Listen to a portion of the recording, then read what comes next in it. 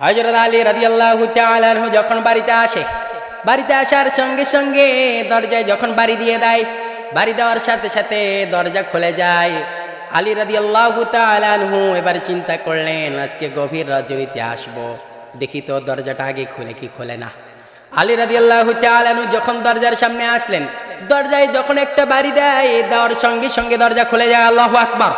আলী রাদিয়াল্লাহু তাআলা আনহু পরের দিন আবার পরীক্ষা করার জন্য আবারও দেরি করে আসলেন। আলী আসলেন, আসার পরে দরজায় যখন বাড়ি দিলেন, শব্দ করার সাথে সাথে দরজা খুলে গেল। আলী বললেন, ও ফাতিমা, তুমি কি রাত্রিবেলা ঘুমাও না? আলী রাদিয়াল্লাহু তাআলা আনহু যখন বললেন, ফাতিমা রাদিয়াল্লাহু তাআলা আনহা বললেন, ওগো প্রাণের স্বামী, আজকে হঠাৎ করে এই প্রশ্ন কেন আমাকে বললেন? এবার বললেন, ও ফাতিমা, আমি যখন দরজায় এসে যাই, দরজায় আসার সঙ্গে সঙ্গে তোমার দরজাটা খুলে যায়। ও ফাতিমা অবাক হয়ে যায়, কেমনে করে একটা বাড়ি একটা শব্দ দেওয়ার সাথে সাথে দরজাটা খুলে যায়। এবার বলেন, প্রিয়তমা স্বামী আমার, আপনি সারা দিন কষ্ট করেন, আবার দিনের দাওয়াত দেন, ইসলামের দাওয়াত দিয়ে দেন, মানুষের মাঝে পৌঁছাই দিয়ে দেন, না জানি আপনি রাত্রিবেলা আসবেন, যদি একটু দেরি হয়ে যায় আপনার কষ্ট হয়ে যাবে, সেটা আল্লাহর কাছে কি জবাবদিহিতা করব? এবার বললেন, ও ফাতিমা, তাহলে তুমি এত তাড়াতাড়ি দরজাটা খুলে যাও কেমনে?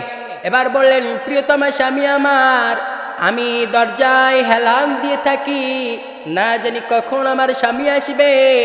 আমার স্বামী যদি কষ্ট করে, আমার স্বামী যদি শ্রম দেয়, আমার স্বামী যদি দুঃখ পায়, তাহলে এই কাল কিয়ামতের ময়দানে কি জবাবদিহিতা করব?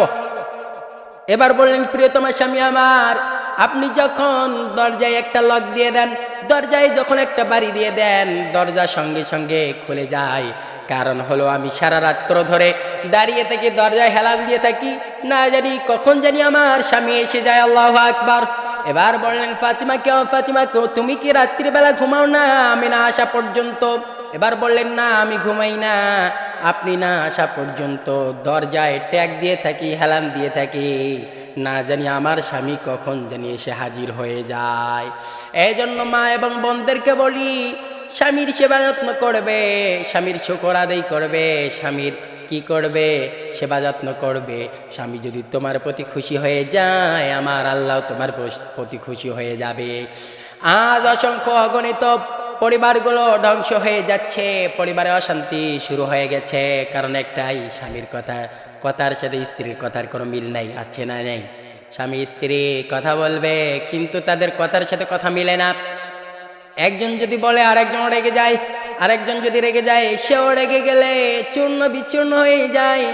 রাব্বুল আলামিন হালাল করে দিয়েছে, কিন্তু আল্লাহ তাআলা নারাজ হয়ে যায় যখন কোনো স্বামী এবং স্ত্রীর ভিতরে বিবাদ সৃষ্টি হয়ে, যখন ডিভোর্স হয়ে যায়, আল্লাহ তাআলার কাছে সেটা অনেক পছন্দনীয় হয়ে যায়।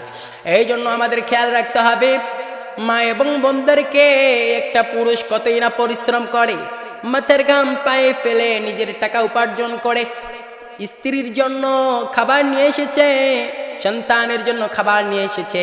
একটা বার যদি আপনি চিন্তা করেন স্বামী কত না কষ্ট করে, এটা যদি আপনি চিন্তা করেন, তাহলে আপনার সংসারে কখনো কোনো দিন অভাব অনটন দেখা যাবে না, কখনো কোনো দিন ঝগড়া বিবাদ হবে না। কিন্তু আমরা লেগে থাকি, কারণ হলো স্বামীর কষ্টের দিকে একবারও তাকাই না, বসে বসে খাই, বসে বসে সব কিছু করি, কিন্তু স্বামীর দিকে তাকাই না। আল্লাহ লানত পড়ে ওই ব্যক্তির ওপরে, যে তার স্বামীকে পাওয়ার পরও স্বামীর কথায় তারা অমান্য করেছে। এটা আমরা তাকাবো, এটা দেখবো, না দেখলে আমাদের সব কিছু ধ্বংস হয়ে যাবে, ঈমান আমল সব নষ্ট হয়ে যাবে, ঠিক কিনা?